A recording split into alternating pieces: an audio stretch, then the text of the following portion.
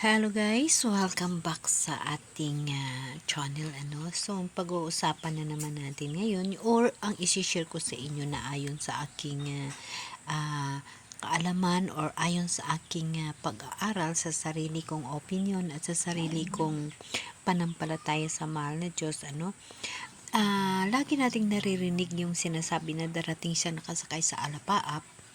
Ngunit napakaraming version at napakaraming mga kaugnayan na nasusulat sa ating propesiya, kaya maraming tao na nagko-confuse kaya kailangan natin na mag-ingat tayo kasi maraming mga taong nagka-propaganda, kaya kailangan nating magiging maingat sa mga usaping pagbabalik ng ating Panginoon upang na ang ating mga kapatid ay hindi magkamali ng landas.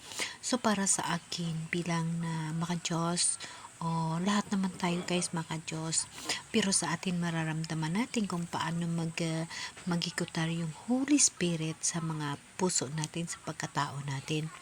So ako guys, sumingi ako sa Holy Spirit na guidean ako ng katotohanan upang sa aking pag-share na ito, walang taong magkamali ng landas. Kasi malaking pananagutan sa mahal na Diyos na ako'y mag-share at ang mga tao ay nakikinig na mali ang landas. Ayaw ko ng ganun. Kaya nga lagi ko hiningi kay Lord na guidean niya ako, gabayan niya ako. So ngayon guys, yung usaping pagbabalik ng ating mahal na Diyos, marami yung mga teorya na nangyayari na ganito, babalik sa alapaap, babalik sa bilang tao. Ngunit para sa akin, sariling opinyon. Sa huling pagbalik ng ating Panginoon, yung huling hukom niya ay nasa alapaap po kasama yung mga anghel. Kasi ayon, nagbabase ho ako sa mga propesiya. Ayon ho dito sa Pahayag 1, verse 7, kapangyarihan magpakailanman. Amen.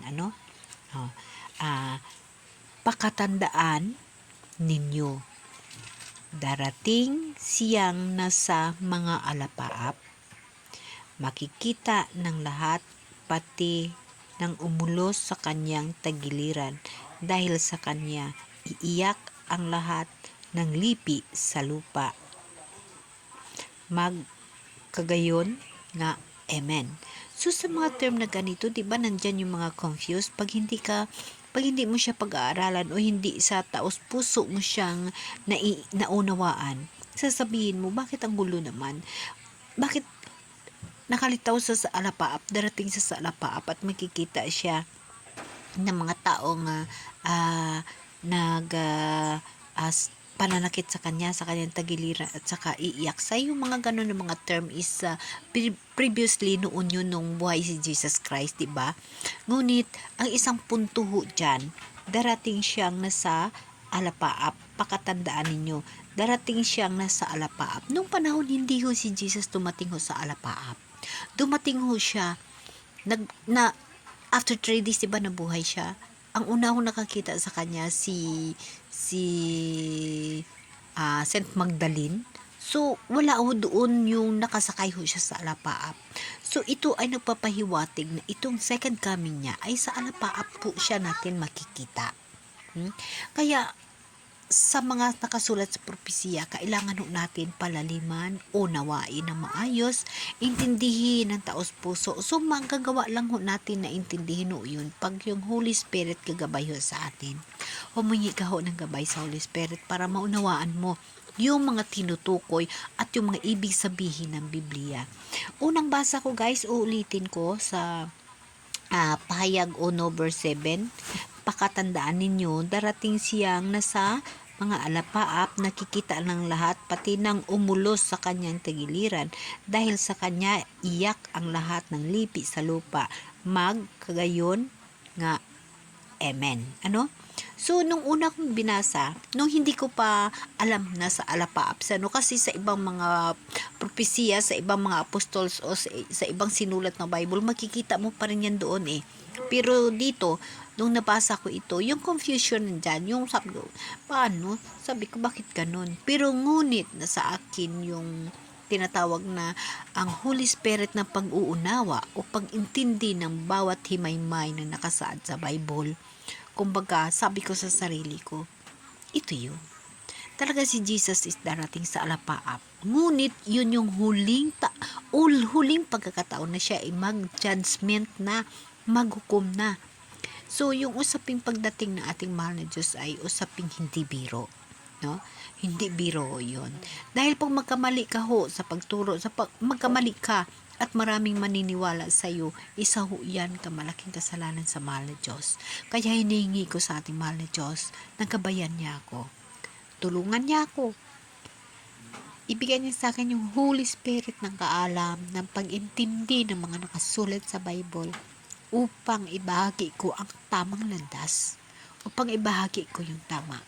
So sa puntong ito, dito ako sa tinatawag na pagdating ng second coming na ating Panginoon. Yung the last second coming na pagpunta ng ating Panginoon, na pagbalik ng ating Panginoon, yung nakalagay o napropesya na sasakay sa alapaap kasama ng mga angel at mga trompeta. Yun na ho, yun yung huling paghukom. Yun na ho yung the last final judgment sa mga tao. Yun na ho yung piling-pili na ho yung mga tao. Bago pa naman natin marating yung luklok ng paghukom, maraming kahirapan, maraming trials dito sa mundo yung mangyayari pa. Kaya nga alam nyo ba guys, sometimes pag mabasa mo yung Bible at maunawaan mo, sa ganitong isip ko, sometimes sabi ko kay Lord, mas maigi pa, mas earlier, kukunin na ako para hindi ko na maranasan ang mga bigati, ang kahirapan, sa pinaka last day ng kanya paghukom.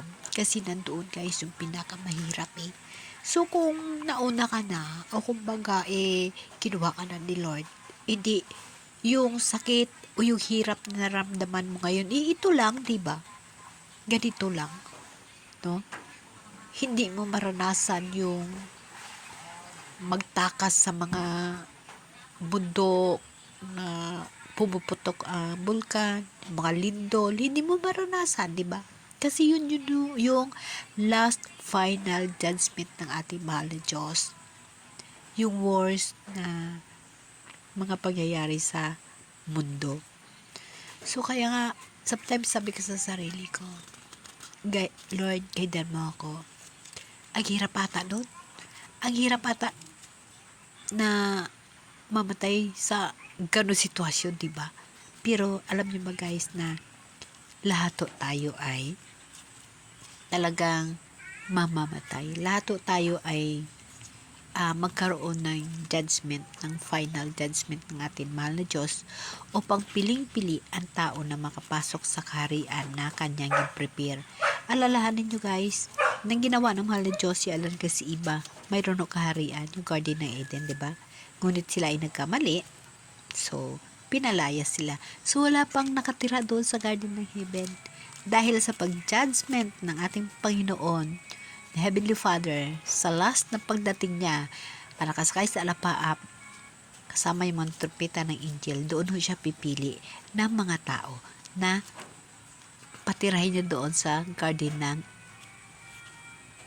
buhay na walang hanggan. So guys,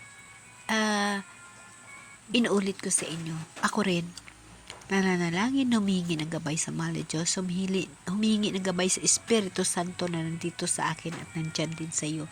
Nabigyan ako ng katalinuhan, na ipaliwanag ang tamang landas. Kasi guys, ako takot rin ako, may magkamali ako, diba? Di punishment ang mangyari sa akin, ano? Kaya, ayon sa aking kaunawaan ng aking pag-iisip, inaasa ko sa mahal na Diyos na lahat na sasabihin ko ay mula sa Espiritu Santo ng katotohanan. Amen? Amen.